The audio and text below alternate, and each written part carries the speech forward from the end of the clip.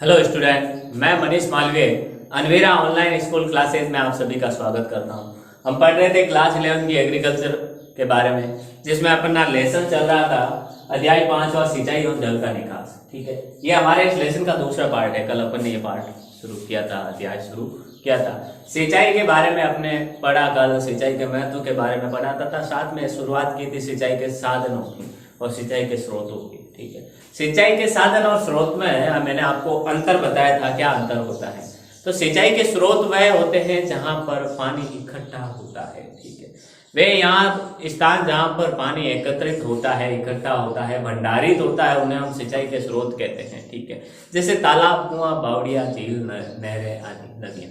ठीक है, जबकि सिंचाई के साधन क्या होते हैं? सिंचाई के लिए जो जल की आवश्यकता होती है, उस जल को कहां से?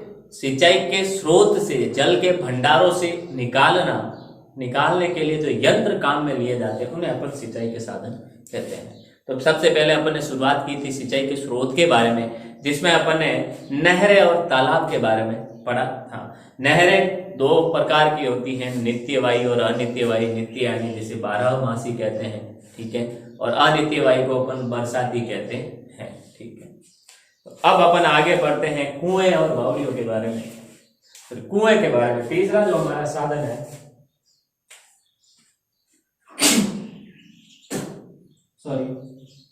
तीसरा जो हमारा साधन है, जिसको अपन कहते हैं, तीसरा साधन है हमारा कुएं। कुएं के बारे में अपन चर्चा करते हैं। तो देखिए, कुएं में क्या होता है? कुआं, देखिए, इनसे सिंचाई में अधिक व्यय व परिश्रम की आवश्यकता होती है। कुएं से अब सिंचाई में अधिक व्यय, पैसे भी बहुत ज्यादा लगते हैं। ठीक है, क्योंकि कुआं होता है बहुत गहराई में। ठीक है, गहराई से पानी निकाला, जमीन के अंदर से निकाला जाता है। तो जहां पर पानी होता है वहां पर निकाला जाता है। ठीक है, फिर उससे पानी खींचने के लिए हाथ, श्रम की, मेहनत की बहुत आवश्यकता होती है, और मशीन लगाते हैं तो बहुत ही ज्यादा पैसों की आवश्यकता होती है। ठीक है, तो इनसे सिंचाई में अधिक व्यय और परिश्रम की आवश्यकता होती है। ये सिंचाई के सबसे प्राचीनतम स्रोत में से एक है। ठीक है, ये सिंचाई के सबसे प्राचीनतम स्रोत है। ठीक है, तो कुएं में इनसे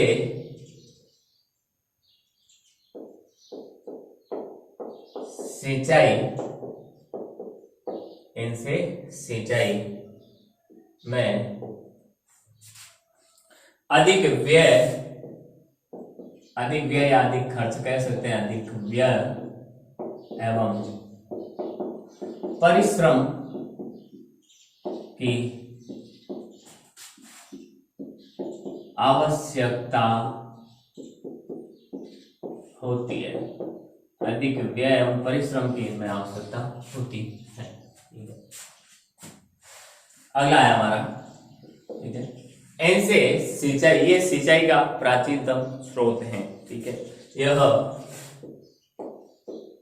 सिंचाई का सबसे प्राचीनतम स्रोत है, सबसे पुराना स्रोत अपन कह सकते हैं, स्रोत है, स्रोत या स्रोत कहते हैं। ठीक है, स्रोत है। ठीक है, देखिए, अब कुएं के प्रकार है। कुएं 3 प्रकार के होते हैं। एक तो अस्थायी कुएं, एक स्थायी कुएं, और एक होते हैं पाताल तोड़ कुआं। ठीक है, कुएं 3 प्रकार के होते हैं। कुएं के प्रकार, कुएं 3 प्रकार के होते हैं। एक अस्थायी कुआं, ठीक है, एक स्थायी कुआं और एक पाताल तोड़ कुआं। एक तो होता है अपने अस्थायी कुआं,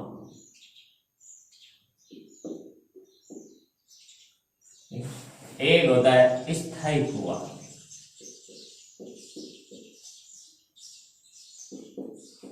और एक होता है अपने पाताल तोड़ कुआं। क्या कहते हैं इसको?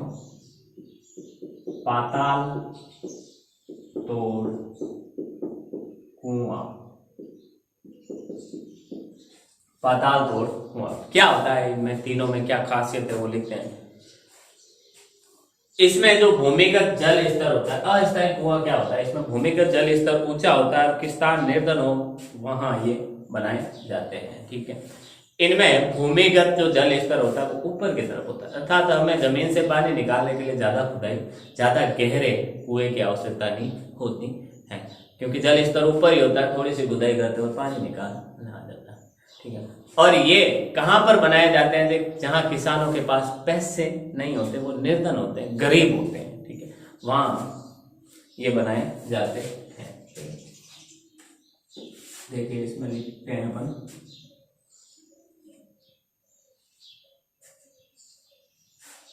ये वहां बनाए जाते हैं जहां किसान, जहां क्या हो, किसान निर्धन होता है तथा भूमिगत जल स्तर ऊंचा होता है। भूमिगत जल स्तर क्या होता है, ऊंचा होता है। ठीक है, अब गहराई कितनी होती है, इन कुओं की गहराई 15 से 20 फीट होती है, क्योंकि 10-12 फुट पे तो पानी आ जाता है। ठीक है, गहराई कितनी होती है, 15 से 20 फुट, इतना ही ज्यादा ये गहरा खोदा जाता है। ठीक है, फिर 1-2 वर्ष ये काम में आते हैं, 1-2 वर्ष ये क्या होते हैं, काम में आते हैं, 1 या 2 वर्ष तक उपयोगी होते हैं, सारे जीवन भर काम में नहीं आते हैं, सिर्फ 1-2 वर्ष काम आते हैं, इसलिए अस्थायी कुएं कहा जाता है। पाताल तोड़ कुओं के बारे में पहले देखते हैं। पाताल तोड़ कुओं में क्या होता है, इनमें भूमिगत जल स्वतः अपने ही दबाव से धरातल पर बाहर निकलता है। इनमें क्या होता है, जमीन का जो जल होता है वो अपने ही दबाव से नीचे से क्या करता है, ऊपर की तरफ आ जाता है। ठीक है, धरातल पर आ जाता है, खोदना भी नहीं पड़ता, ऊपर की तरफ आ जाता है, पानी निकलना स्टार्ट हो जाता है, अर्थात वो पाताल से होकर चीरता हुआ बाहर आता है, ऐसे कहने में लगता है। पुराने जमाने में लोग कहते थे, ठीक है, कि ये पानी तो पाताल को चीर कर आया है, पाताल को तोड़ कर आया है। ठीक है, पाताल से पानी आया, इसीलिए इसको पाताल तोड़ कुआं कहा जाता है। लेकिन इसमें होता क्या है कि जमीन के अंदर जो पानी पाया जाता है उस पर इतना दबाव होता है, इतना दबाव बन जाता है कि वह दबाव के साथ क्या करता है, पानी धरातल को चीरता हुआ बाहर आता है। इसमें पानी, इसमें पानी कौन सा पानी, इसमें भूमिगत जल स्वतः, इसमें भूमिगत जल स्वतः अपने ही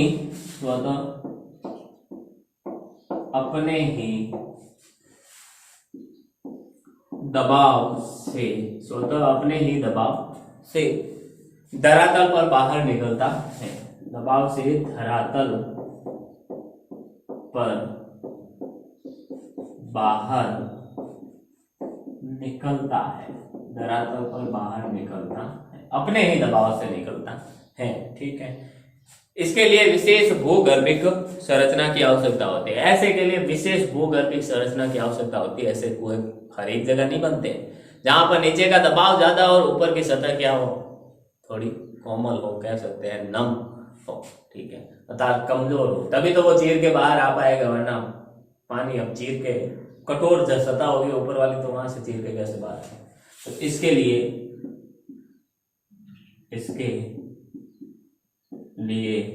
विशेष भूगर्भिक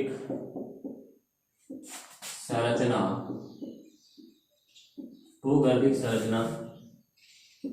की आवश्यकता होती है। ये कुएं बनने के लिए विशेष भूगर्भीय संरचना की आवश्यकता होती है। ठीक है। अब स्थायी कुआं दो प्रकार का होता है। कौन कौन से? स्थायी कुआं तो दो प्रकार का होता है। कौन कौन से? एक तो कच्चा कुआं,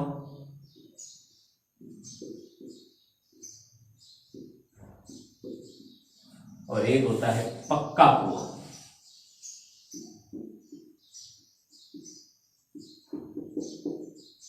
कच्चा कुआं और पक्का कुआं। ठीक है। कच्चा कुआं पक्का कुआं में क्या फर्क है? इसकी खुदाई दोनों की जाती है स्थायी कुआं में, लेकिन इनके अंदर की तरफ, कच्चे कुएं में अंदर की तरफ किसी भी प्रकार का कोई पत्थर नहीं लगाया जाता। बाकी इसमें पक्की ईंटें और पत्थर लगाकर क्या किया जाता है, उसको बनाया जाता है। अब कच्चा कुआं कहाँ बनाया जाता है? जहाँ की मिट्टी कठोर या चट्टानों वाली हो। अब वो कठोर और चट्टानों वाली है, ऑलरेडी वो बहुत ही मजबूत होती है, तो वहां पर पत्थर लगा के उनकी दीवारों को मजबूत कराने की जरूरत नहीं होती। ठीक है। यह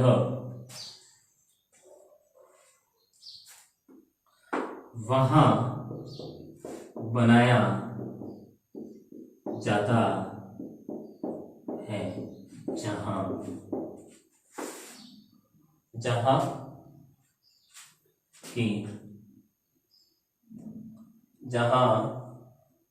की मिट्टी, जहां की मिट्टी क्या हो? जहां की मिट्टी कठोर अथवा चट्टानी हो। ठीक है। और पक्के कुएं में क्या किया जाता है? खुदाई कच्चे कुएं की तरह खोदा तो इसको भी वैसे ही जाता है, लेकिन अंदर से ईंट पत्थर से बना हुआ होता है और तथा गहराई 25 फीट से अधिक होती है। ठीक है। पक्का कुआं खुदाई तो इसकी भी क्या करते हैं? खुदाई कच्चे कुएं की तरह, ठीक है, अंदर से पक्के ईंट पत्थर से बना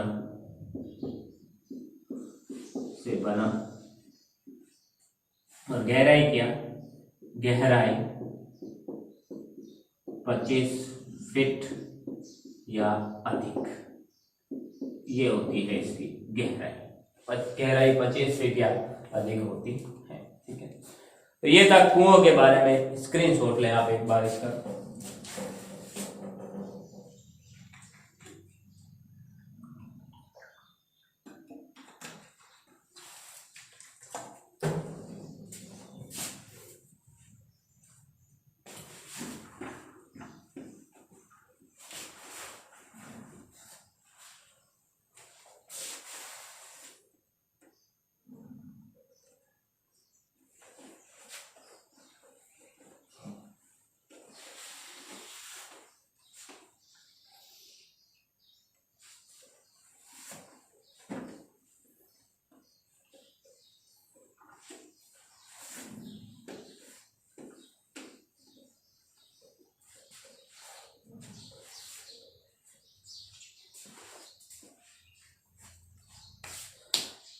आगे है नलकूप। ये तो कुएं पूरे हो गए, अब अपन पढ़ते हैं नलकूप के बारे में। ठीक है।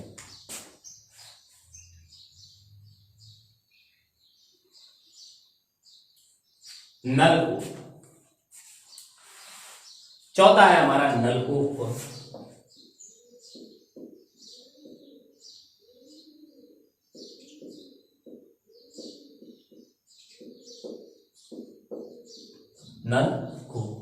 नलकूप क्या होते हैं? भूमि में अधिक गहराई से पंप डालकर पानी निकाला जाता है। भूमि में नलकूप से क्या होता है? अधिक गहराई से, जैसे हैंडपंप होता है, उसमें पाइप अधिक गहराई तक अंदर तक डाला जाता है। ठीक है। तो भूमि में अधिक गहराई में पंप डालकर पानी निकाला जाता है। इसमें क्या होता है? भूमि में अधिक गहराई में पंप डालकर पानी निकाला जाता है। भूमि में अधिक गहराई में पंप डालकर इसे क्या करते हैं, पानी निकाला जाता है। ठीक है, और इसकी गहराई क्या होती है, 120 से 150 150 मीटर या अधिक होती है। इसकी गहराई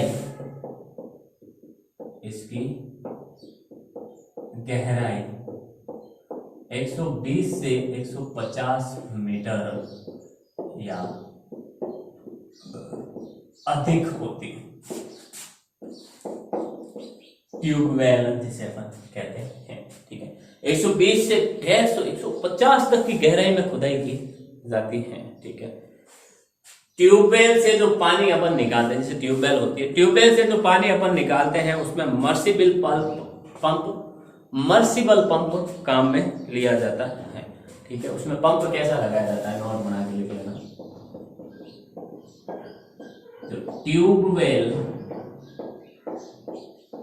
से पानी निकालने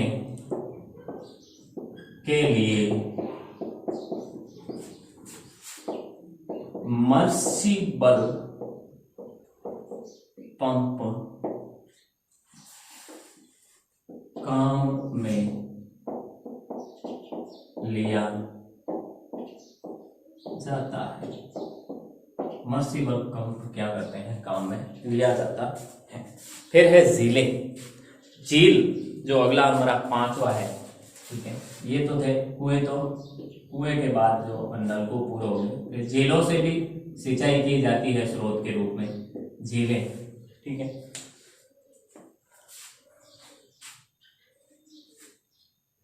अब प्रकृति में जो प्राकृतिक कारणों से, झीलें प्राकृतिक भी होती है और कृत्रिम भी होती है। ठीक है, लेकिन पृथ्वी पर प्राकृतिक कारणों से, ठीक है, निचले क्षेत्र में जल एकत्रित हो जाता है। उस स्थान विशेष को झील कहते हैं। निचले क्षेत्र में क्या हो जाता है, जल स्थिर हो जाता है प्राकृतिक कारणों से अपने आप ही। ठीक है, तो पृथ्वी पर प्राकृतिक कारणों से निचले क्षेत्र में जल एकत्रित हो जाता है। जल एकत्रित हो जाता है। जल एकत्रित हो जाता है। उन स्थान विशेष को झील कहते हैं। उन स्थान विशेष को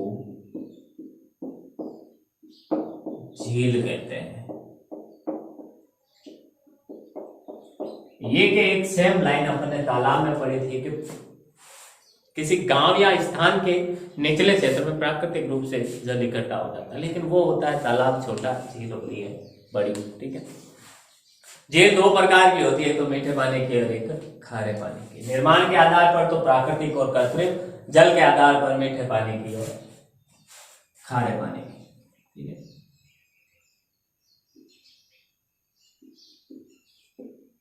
झील 2 प्रकार की होती है। झील 2 प्रकार की होती है। ठीक है, कौन कौन सी, एक तो खारे पानी की, मीठे पानी की झील, और एक होती है खारे पानी की, खारे पानी की झील। मीठे पानी की झील और खारे पानी की झील। आगे है झरने। अगला है हमारा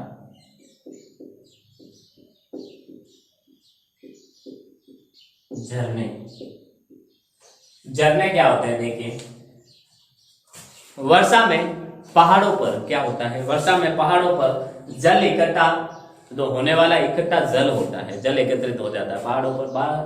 बारिश के समय पहाड़ों पर क्या होता है, पानी एकत्रित होने लगता है, और वह धीरे धीरे क्या करता है, दरारों से होते हुए नीचे की तरफ आता है। ठीक है, और झरनों के रूप में क्या करता है, नीचे की तरफ आता है, इनको अपन झरने कहते हैं। ठीक है, वर्षा में जैसे ये पहाड़ है इस तरफ, ठीक है, यहाँ पर ये पानी इकट्ठा हो गया तो वो धीरे धीरे क्या करता है, यहाँ से दरारों से होते हुए नीचे की तरफ आता है और इसको अपन झरने कहते हैं। ठीक है, तो बारिश में, वर्षा में पहाड़ों पर इकट्ठा होने वाला जल धीरे धीरे दरारों से होते हुए झरनों के रूप में नीचे आता है।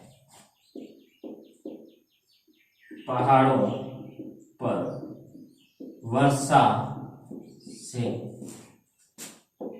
इकट्ठा होने वाला जल धीरे धीरे नीचे की तरफ आता है, धीरे धीरे नीचे, धीरे धीरे पहाड़ों की दरारों से नीचे की तरफ आता है। इस बहते जल को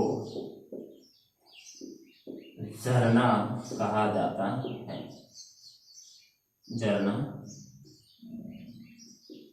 कहा जाता है, झरना कहा जाता है। ठीक है, कुछ झरने 12 मासी होते हैं तो कुछ गर्मी में सूख जाते हैं। कुछ एक झरने तो 12 मासी होते हैं, 12 ही वर्ष चलते रहते हैं, और कुछ होते हैं गर्मियों में सूख जाते हैं। बारिश आती है तब स्टार्ट होते हैं, बाकी सूख जाते हैं।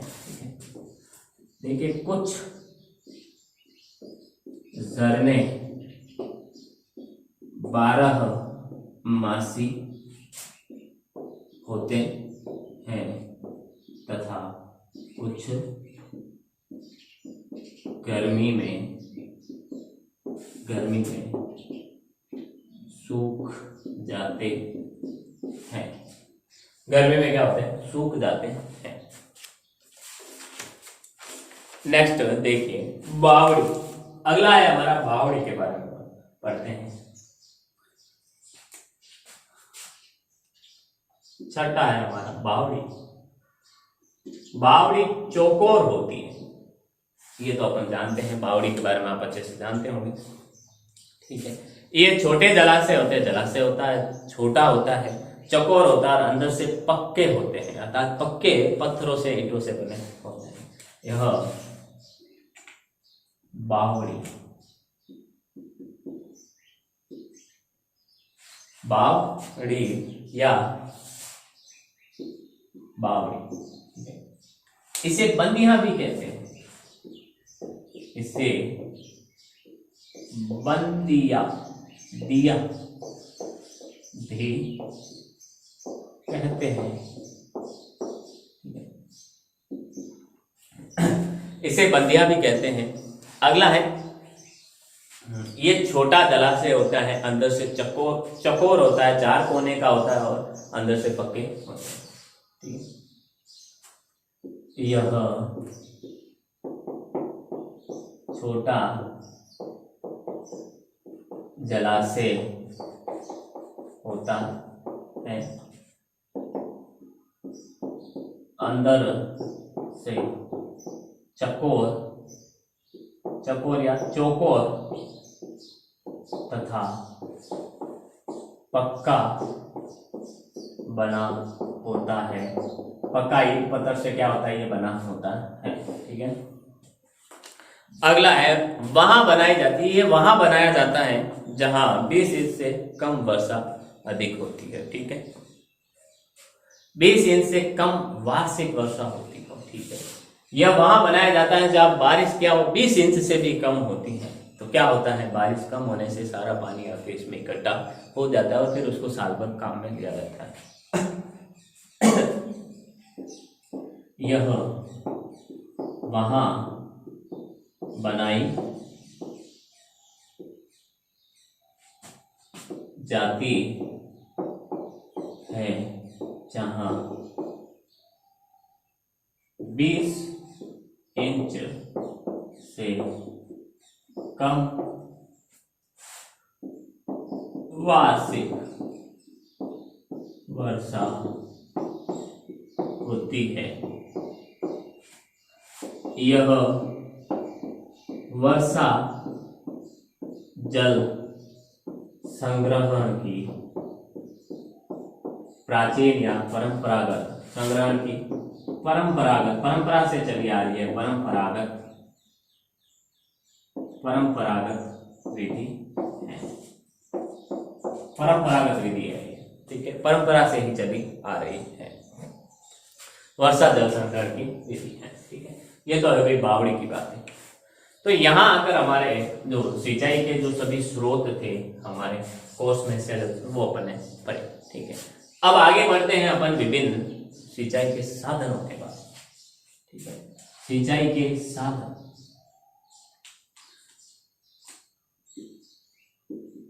सिंचाई के साधन, सिंचाई के साधनों की अपन चर्चा करते हैं। तो देखिए सिंचाई के साधन क्या होते हैं। जल भंडारों से, अब सिंचाई के साधनों की परिभाषा क्या है, जल भंडारों से सिंचाई के लिए जल लेने के लिए काम में आने वाले यंत्रों को अपन क्या कहते हैं, सिंचाई के साधन कहते हैं, ठीक है। जल भंडारों से सिंचाई के लिए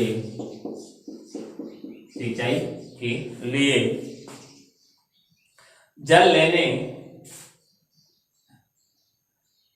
सिंचाई के लिए जल लेने हेतु उपयोग में लिए जाने वाले यंत्र, उपयोग में लिए जाने वाले यंत्र, उपयोग में लिए जाने वाले यंत्रों को सिंचाई के साधन कहते हैं। सिंचाई के क्या कहते हैं, साधन कहते हैं, जो भी भौतिक रासायनिक साधन होते हैं, ठीक है। अब इनमें जैसे रहट, चरस, ये सब आते हैं। इन्हें चलाने के लिए किसकी आवश्यकता होती है, पशु शक्ति की, पशुओं द्वारा चलाए जाते हैं। मानव शक्ति की, मानवों द्वारा चलाए जाते हैं। वायु शक्ति और यांत्रिक शक्ति की आवश्यकता होती है। इन्हें चलाने के लिए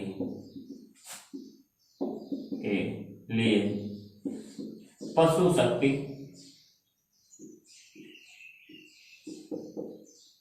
अर्थात पशुओं की शक्ति की, ऊर्जा की, मानव शक्ति, मानवों के एनर्जी की, पवन शक्ति या तथा यांत्रिक शक्ति की आवश्यकता, यांत्रिक शक्ति की आवश्यकता होती है। यांत्रिक शक्ति की आवश्यकता होती है, ठीक है, इसे चलाने के लिए। तो शुरू करते हैं अपन सिंचाई के विभिन्न साधनों को। पहला है चरस, चरस है। चरस और चरस में क्या फर्क है? देखिए, चरस एक मादक पदार्थ होता है, नशीला पदार्थ होता है, नशा उत्पन्न करने वाला पदार्थ होता है, और एक चरस होता है जो सिंचाई का साधन है। तो चरस, ठीक है, चरस या चरस भी इसको बोलते हैं। इसका क्षेत्रीय नाम मोट या मुर है, मोट या पुर है, ठीक है। इसका जो क्षेत्रीय नाम मोट या पुर है, क्षेत्रीय नाम क्या है, मोट या पुर है, ठीक है। ये 30 फुट गहरे कुएं से आसानी से पानी निकाल सकता है। इस चरस का उपयोग अपन कहाँ कर सकते हैं? जो कुआं होता है या तालाब होता है, कुछ भी होता है, उनमें जिसकी गहराई कितनी हो, 30 फुट गहरा, 30 फुट गहराई के सिंचाई के स्रोत से पानी निकाल सकता है। यह 30 फुट गहरे कुएं से पानी निकाल सकता है। यह 30 फुट गहरे कुएं से पानी निकाल सकता है, ठीक है। और ये लगातार अगर 10 घंटे चले हैं तो उस कुएं से 60,000 लीटर पानी उठा सकता है, इतनी इसमें क्षमता होती है, ठीक है। यह 10 घंटे में 60,000 लीटर पानी निकाल सकता है। 10 घंटे में कितना पानी? 60,000 लीटर पानी निकाल सकता है। तो ये था हमारा चरस। स्क्रीनशॉट लें, फिर आगे बढ़ते हैं हम।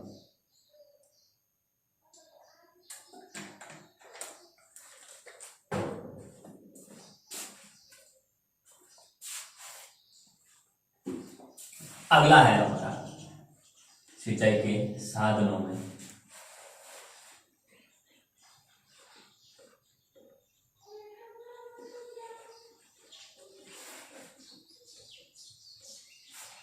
अगला है सिंचाई के साधनों में हमारे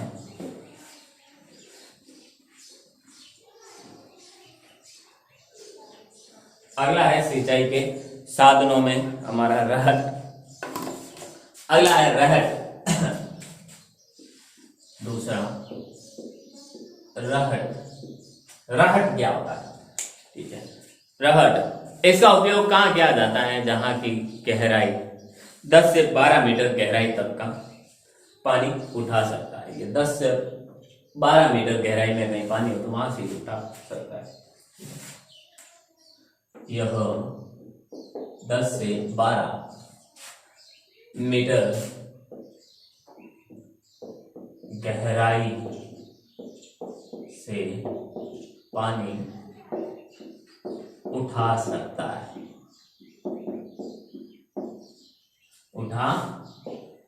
कितना? 10 से 12 मीटर गहराई से ये पानी उठा सकता है।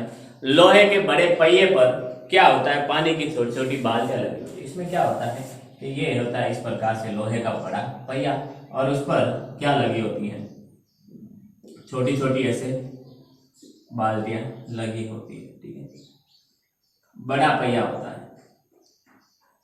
ऐसे बाल्टियां लगी होती है उसमें, इस प्रकार से बाल्टियां लगी होती हैं, ठीक है। फिर यहां होता है, ये पानी में डूबा होता है पूरा इस प्रकार से आधा। फिर इसको घुमाते हैं, घूमने से ये जैसे ही पानी में से ये बाल्टियां गुजरती हैं तो ये बाल्टियों में पानी भर जाता है, और वापस ये यहाँ आती है तो इनसे पानी बाहर गिर जाता है, ठीक है। बाहर गिरकर यहाँ पर कोई पोद या फिर कह सकते हैं टांका, कुछ ना कुछ भरा होता है, वहां से ये पानी जो इसमें गिरता है वो पानी यहाँ से आके खेतों में दे दिया जाता है। इस प्रकार से क्या होती है? सिंचाई होती है, ठीक है। तो इसमें एक बड़े से लोहे के पहिए पर क्या होती है? छोटी छोटी बाल्टियां भरी लगी होती हैं।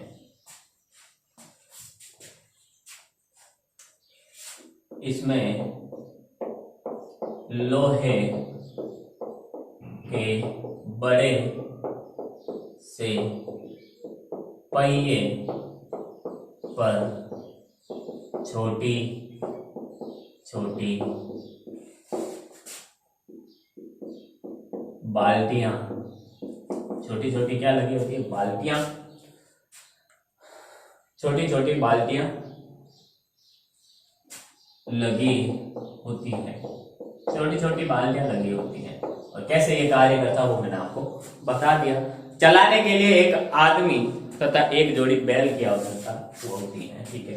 इसे चलाने के लिए एक आदमी तथा एक जोड़ी बैल या ऊंट की आवश्यकता होती है। बैल या ऊंट की आवश्यकता होती है। ऊंट की आवश्यकता होती है। क्या होता है? अब आदमी किस लिए, वो कंट्रोल करने के लिए बैलों को चाहिए, और बैल और ऊंट किस लिए चाहिए, वो उस चक्रे को क्या कर सके, घुमा सके, इसलिए चाहिए। ठीक है, देखिए अगला है हमारा, ये प्रति घंटा 10,000 लीटर पानी उठाया जा सकता है। इससे क्या कर सकते हैं, 10,000 लीटर चरस से अपन क्या कर सकते हैं, 10 घंटे में 60,000 यानी 1 घंटे में 6,000 उठाया जा सकता है, और इसमें एक ही घंटे में 10,000 पानी उठाया जाता है। इससे प्रति घंटा 10,000 लीटर पानी उठाया जा सकता है या निकाला जा सकता है, निकाला जा सकता है या उठाया जा सकता है। ठीक, अगला है बेड़ी या दोलन टोकरी। ठीक है, तीसरा है हमारा बेड़ी या दोलन टोकरी। बेड़ी या दोलन टोकरी जिसे कहते हैं, बेड़ी या दोलन टोकरी में क्या होता है, ये 1 मीटर ऊंचाई तक का पानी उठा सकता है। अर्थात छोटी सा एक मशीन होती है, ठीक है, साधन होता है जो सिर्फ 1 मीटर गहराई का, मतलब इतना सा पानी उठा सकता है, ज्यादा से ज्यादा। ठीक है, यह 1 मीटर गहराई से पानी उठा सकता है। 1 मीटर गहराई से ये पानी उठा सकता है। ठीक है, ज्यादा से ज्यादा कितना, 1 मीटर। ठीक है, तालाब, नदी, झील, नहर से पानी लेने में सहायक है। ठीक है, ये कहाँ, तालाब, नदी, झील, नहर से पानी लेने में सहायक है। अर्थात नदी, झील, तालाब से पानी लेने में सहायक होता है, क्योंकि ये नीचे ही होते हैं, इनकी गहराई ज्यादा नहीं होती है। ठीक है, फिर ये प्रति घंटा 3,000 से कितना, 5,000 लीटर पानी निकाल सकता है। 3,000 से 5,000 लीटर पानी प्रति घंटा। यह प्रति घंटा कितने, 3,000 से 5,000 लीटर पानी निकाल सकता है। प्रति घंटा 3,000 से 5,000 लीटर पानी निकाल सकता है। ठीक है, कम और छोटे क्षेत्र की सिंचाई के लिए उपयोगी है। किसके लिए, कम व छोटे क्षेत्र की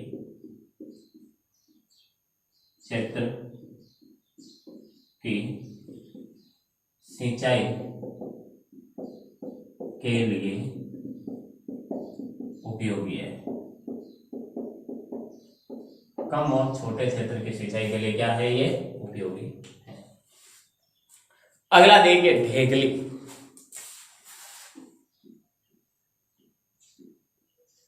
ढेकली कम और छोटे क्षेत्र की सिंचाई के लिए, जहाँ छोटा सा खेत हो और कम सिंचाई की आवश्यकता होती है, वहां पर इसका उपयोग किया जाता है। ठीक है, अब ढेकली क्या करती है, ये कम गहरे कुएं व तालाबों से पानी उठा सकती है। जिनका गहराई कम होती है वहां से ये उठा सकती है। कम गहरे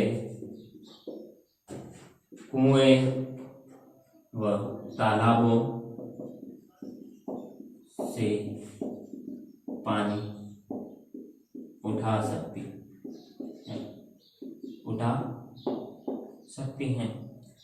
कम गहरे कुएं व तालाबों से ये पानी उठा सकती हैं। ठीक है, कम क्षेत्र की सिंचाई होती है। ठीक है, अब कितने गहरे, 1 से 3 मीटर गहराई, गहराई कितनी होनी चाहिए? 1 से 3 मीटर गहराई से पानी उठा सकता है। गहराई से पानी उठा सकता है। कितना? 1 से 3 मीटर गहराई से ये पानी उठा सकता है। कम क्षेत्र की सिंचाई के लिए अब 1 से 3 मीटर गहराई में पानी कितना सा होता है? बहुत ही कम होता है। तो क्या होता है? ठीक है, तो कम पानी होगा तो सिंचाई भी कम क्षेत्र में होगी। ठीक है, तो कम क्षेत्र की सिंचाई में उपयोगी, कम क्षेत्र की सिंचाई में उपयोगी होता है। कम क्षेत्र की सिंचाई में क्या होता है? ये उपयोगी होता है। ठीक है, और ये क्या करता है? ये प्रति घंटा 2000 से प्रति घंटा क्या करता है? 2000 से 2000 या 2500 2500 तक का लीटर पानी निकाल सकता है। ठीक है, यह प्रति घंटा 2000 से 2350 तक लीटर पानी उठा सकता है। उठा सकता, बस ये, ठीक है, इतना पानी ये उठा सकता।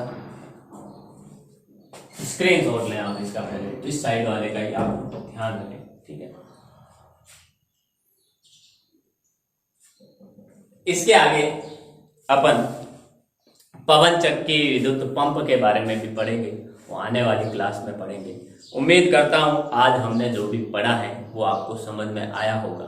तो मिलते हैं अगली क्लास में। ठीक है, कंटिन्यू करेंगे अपन इस अध्याय को अगली क्लास में, जो अपना पार्ट 3 होगा। मिलते हैं अगली क्लास में, तब तक के लिए ऑल द बेस्ट। घर में रहिए, सेफ रहिए, सुरक्षित रहिए, अपना और अपनों का ख्याल रखें, अनावश्यक रूप से बाहर ना घूमें, हाथ लगातार धोएं, मास्क का प्रयोग करें, सैनिटाइजर का प्रयोग करें। Thank you.